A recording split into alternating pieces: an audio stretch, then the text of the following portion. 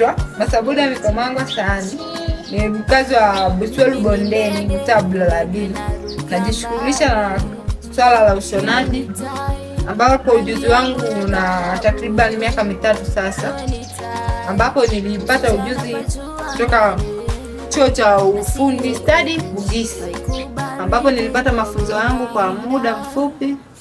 Pia nikaweza kupewa ufadhili wa shiriani kutoka kwenye shirika la mikono. Ni mafanikio ambayo nimeyapata katika fani yangu ya ushonaji. Mojawapo ni kubuni baadhi ya vitu ambavyo vinaweza vikaniingizia mimi kipato.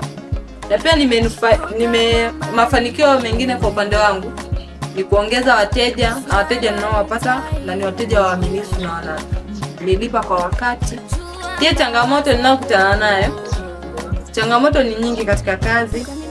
Kuna baadhi ya wateja wengine wanatengenezea vitu vizuri, lakini akienda kule kitu kinaweza anaweza akaenda kwa fundi mwingine kitu kikaharibiwa, tena akakuletea baadaye.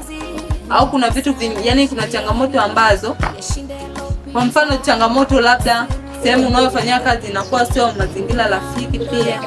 Kwa hiyo zile changamoto ndio zinazokuwa lakini mimi kwa upande wangu, matarajio yangu na vitu ninavyohitaji ni kupata eneo zuri kwa ajili ya kazi, pia kuwa na vitendea kazi vya kisasa zaidi, ikiwemo cherehani na eneo la kazi, sasa eneo la kazi ambapo nitafanya kazi yangu kwa uhuru.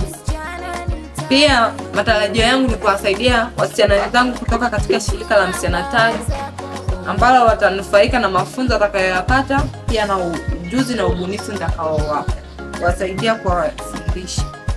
Mimi ni tai na sio kuku, nimekunjua mbawa zangu na ninaruka angani. Mimi ni ndege